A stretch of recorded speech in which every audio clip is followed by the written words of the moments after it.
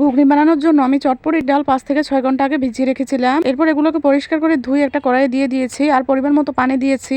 সাথে 2টা আলু আমি ছোট ছোট টুকরো করে কেটে দিয়েছি।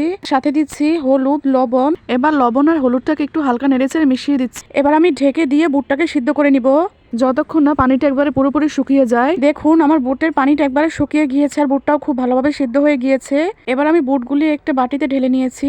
এরপর একই কড়াইতে আমি দিয়ে দিচ্ছি পরিমাণ মতো তেল, পেঁয়াজ কুচি, কাঁচামরিচ কুচি। এবার পেঁয়াজ আর কাঁচামরিচটাকে হালকা নাড়াচাড়া করে দিয়ে দিচ্ছি আদা রসুন বাটা। এবার আদা রসুনটাকেও পেঁয়াজের সাথে একটু হালকা ভেজে নিচ্ছি।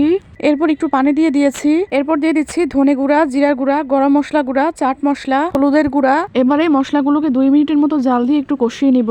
এবার সেদ্ধ করে রাখা আলু আর বুটগুলোকে দিয়ে দিচ্ছি। আমি বুটগুলোকে হালকা ম্যাশ করে নিয়েছিলাম একটা গ্লাসের সাহায্যে। এরপর পরিমাণ মতো পানি দিয়ে দিয়েছি। এবার জাল দিতে দিতে পানিটা অর্ধেকটা পরিমাণ কমিয়ে নিলেই তৈরি হয়ে যাবে দারুণ স্বাদের ঘুগনি।